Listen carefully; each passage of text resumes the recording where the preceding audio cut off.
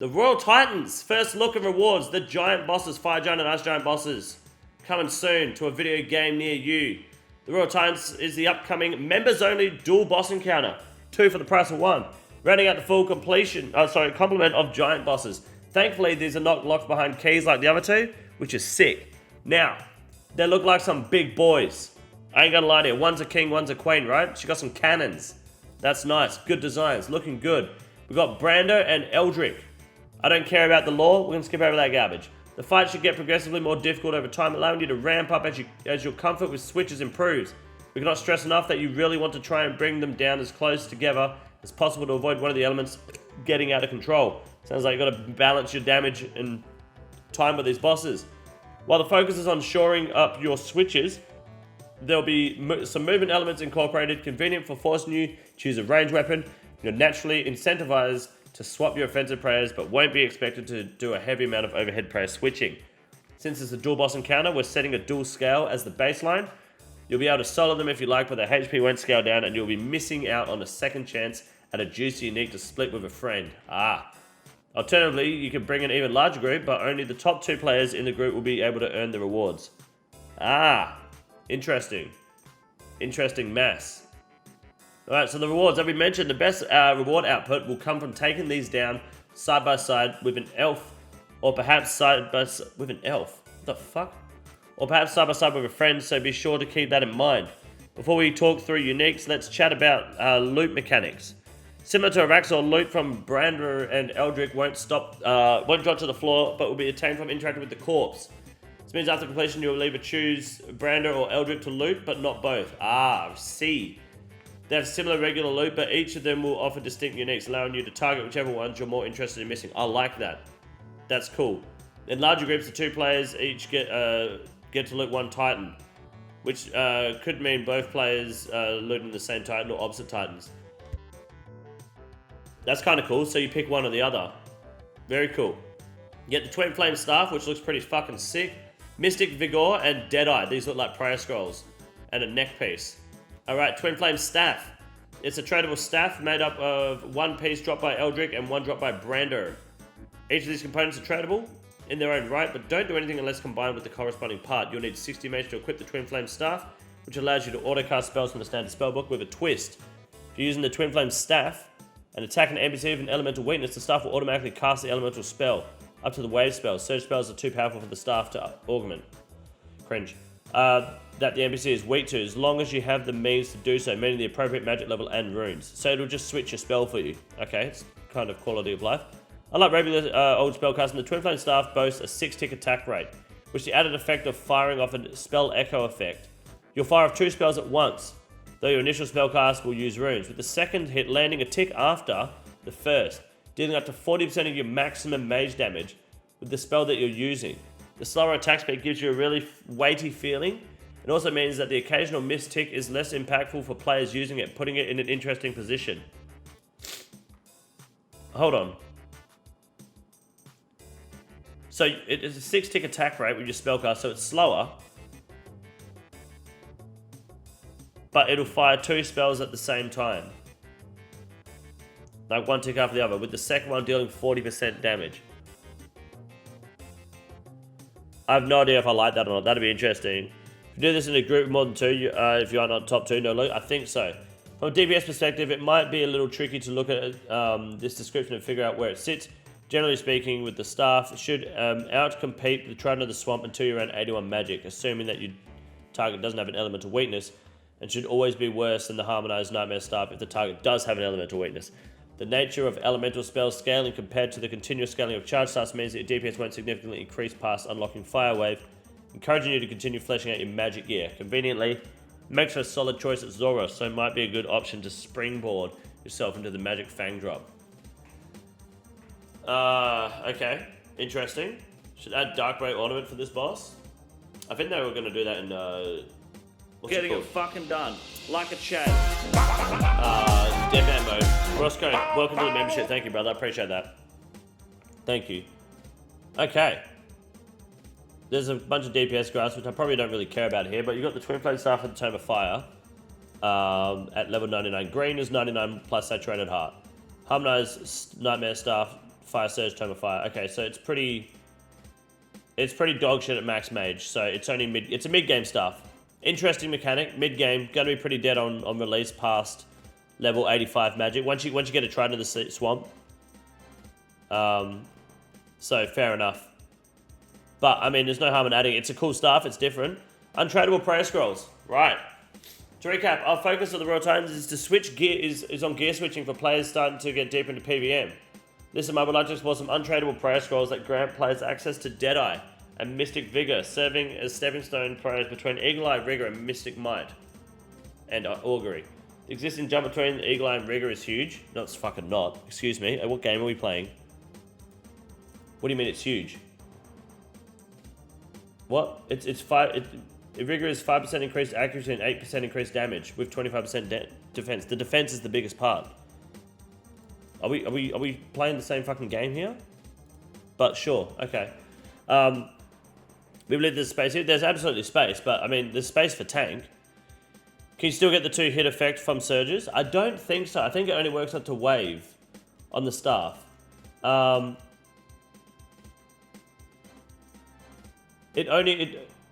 It'll automatically cast spells up to wave, so I don't think it'll work with surge, by the looks of it. Oh, I didn't see these against different monsters, so it's actually really good on Zora and Ice Giants. Okay, I see. My apologies. I don't think it works with surges.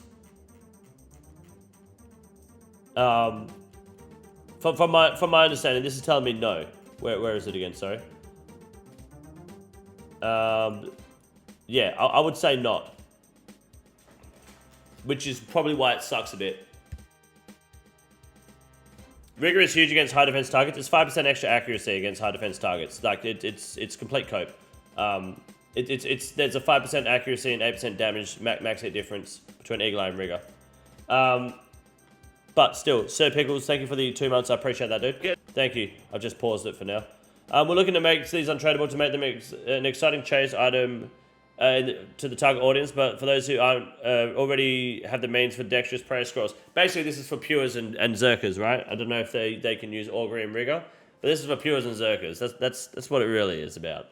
To save up uncluttering prayer interface, the plan here is for Deadeye and Mystic Vigor to override Eagle Eye and Mystic Might, assuming you choose to unlock them. I like that. This should leave your UI looking clean and make it easy to reorder your prayers to keep that muscle memory intact. Part of the plan here is to have these upgraded prayers drain your prayer points at the same rate as Eagle Eye and Mystic Might plus Steel Skin, then cut back on the innate defense from the prayer itself. This means you'll be able to turn Steel Skin on for extra defense and a higher drain rate, or take a small hit to your defense bonus for the same drain rate. Right, but what's it going to do?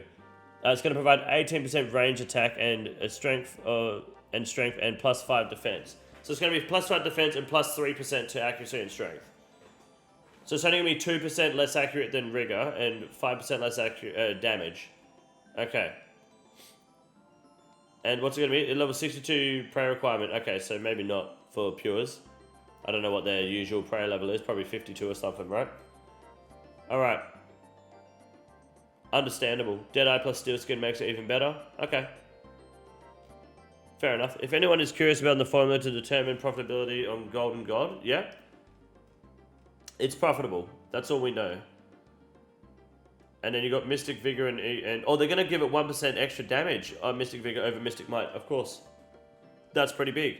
I like that. See, the magic attack and defense is bigger on Augury between Mystic Might and Augury.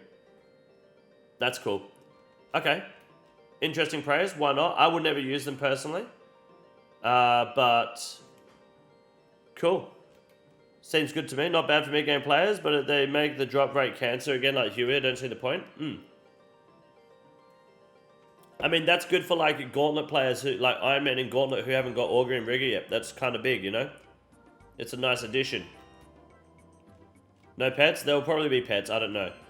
Should we add untradeable prayer scrolls? These prayers override Eagle Eye Mystic Might to sit alongside Chivalry as an impact for mid-game unlock? Sure. Why not? Wait, what's this? Hold on. Earlier in the year, we floated around the idea of Chivalry Prayer Scroll as a reward for Undead Pirates. This is the PvP, the Wilderness J mods trying to sneak Chivalry in again. Allowing players to avoid completion of King's Ransom, as we know, it didn't make it past the polls. Why you made it clear to have Chivalry unlock from undead pirates in the wilderness didn't feel appropriate, there was an appetite for changes to chivalry to give it the real use and serve as a better milestone to your journey throughout Gilnor. With Royal Titans as our proposals for Deadeye and Mystic Vigor, we believe that changes to chivalry do make sense here, allowing it to sit in line with these new offerings to effectively be in the melee component of the new tier. Having said that, we'd like to propose a few changes to chivalry that sits alongside these two. Okay, here we go. So we got chivalry. They want to buff chivalry. Ooh, nice. And you can turn on steel skin with chivalry. That's dirty. Oh no, they're gonna make it less defense. Right. Okay. Yep. And they're gonna lower the defense requirement.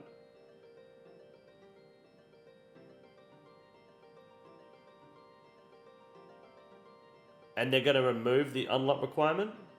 Am I saying that right? No. No, not anymore. It's just that they got rid of alongside piety here. What does that mean? Does that mean that they're going to remove the requirement to do the quest to unlock it?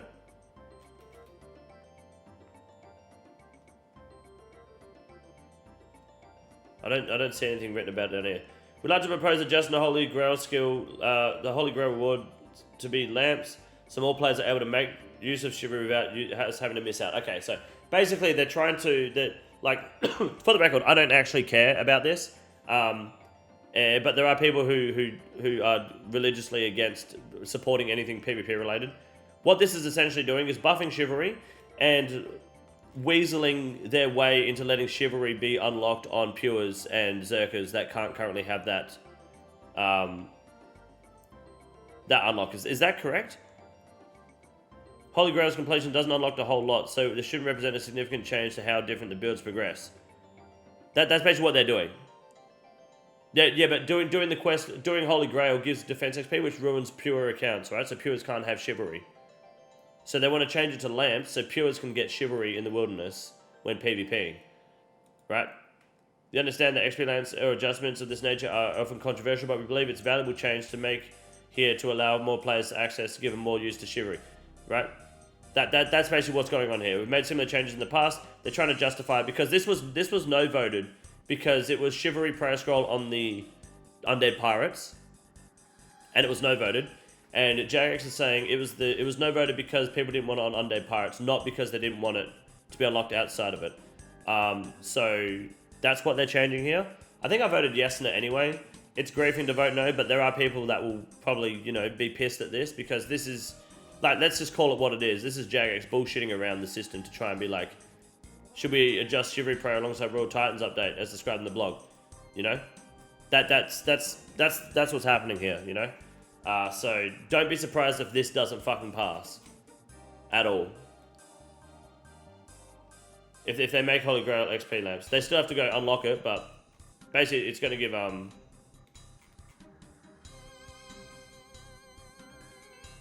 It's going to give them the opportunity to have it because they don't need a defense requirement anymore.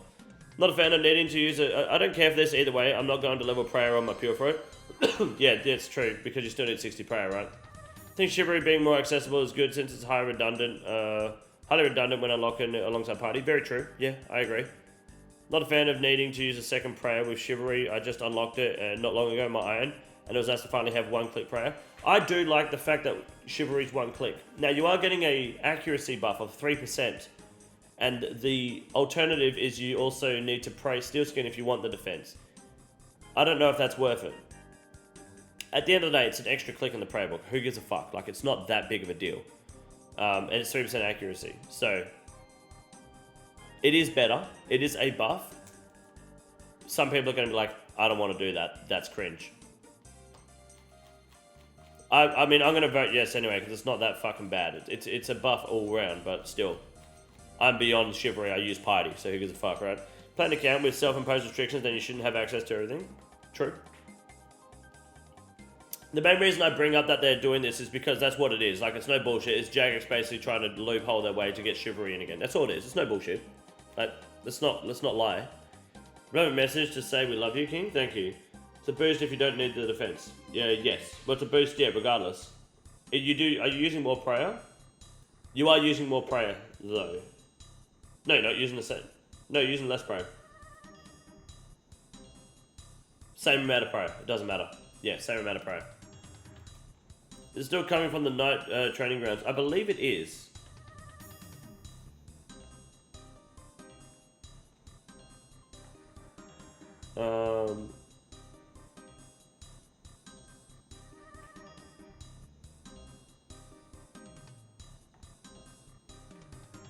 Just trying to have a read here now. I don't actually see anything about it.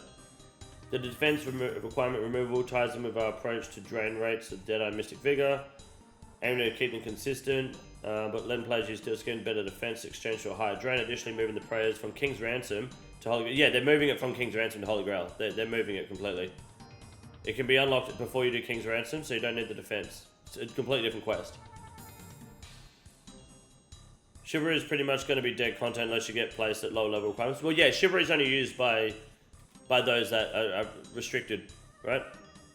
At this point, or those that haven't got the 70 prayer left yet, sorry. Let's have a look at the desiccated desiccated pages.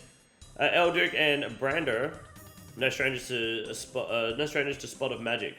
Okay. Never go anywhere without their trusty spellbook. Alright, what do we got here? Alongside looting the bosses or sacrificing your loot for an extra roll at the pet, there will be pets, or a pet, you'll have a third choice available to you. Stealing dissected pages from the Royal Titan spellbook. On their own, these pages aren't particularly impressive, but take them to a pyromancer or dip them in the rewards port Temporos, you'll be able to turn them into burnt and soaked pages. The reasoning here is that the burnt and soaked pages have no combat-oriented drop source. Okay, so you just get pages for your book. We believe this piece of content leaning heavily into elemental weaknesses represents the perfect opportunity to add a reliable source of these pages at the expense of traditional loot roll. That's not bad. Says you're doing Wintertodt and Temporos. I'll take that, fuck yeah. Especially good for new players and iron accounts progression. I don't think Pures need the raw DPS increase, though not having the accuracy and strength prayers separate would be a nice quality of life. I think that makes sense, Nate, for sure. It's mostly just for those, building up their account and getting there, absolutely.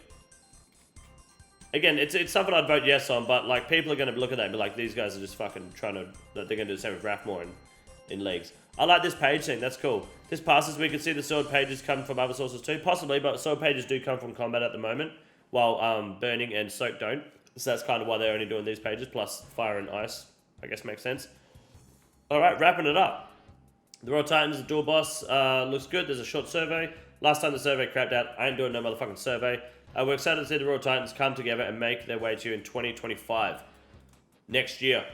It's about a month and a half away. I think the Royal Titans look good. I would vote yes for everything on this list. The new prayers, again, kind of irrelevant. It's a mid-game reward, mid-game boss, but it's a buff nonetheless. I still use Eagle Eye very loosely every so often. I use Mystic Might at, at Whisperer because it's just the same shit, so I'll use the upgraded one. I won't use the staff because I've got a Sang staff, but it looks like it's pretty strong. Best in slot behind the Shadow and the Harmonized Nightmare staff on Zora, by the looks of it. It's better than the Trident of the Swamp Mage's book, so the Sang staff will be better. What's it like over here on the Ice Giants? It's behind Harmonized Orb, and Shadow. It's behind everything except the Smoke Battle staff on Darok. There you go. But it's got a multiple elemental weakness. Maybe one day they'll let you upgrade it to use surge spells on a big 4 elemental giant boss with 4 heads and 4 dicks. If we're lucky. This is the easiest move in the raid. It's quite simple. You got a big boy. Look at him. God damn. Fuck me. Look at that boy. It's huge. You got a big boy.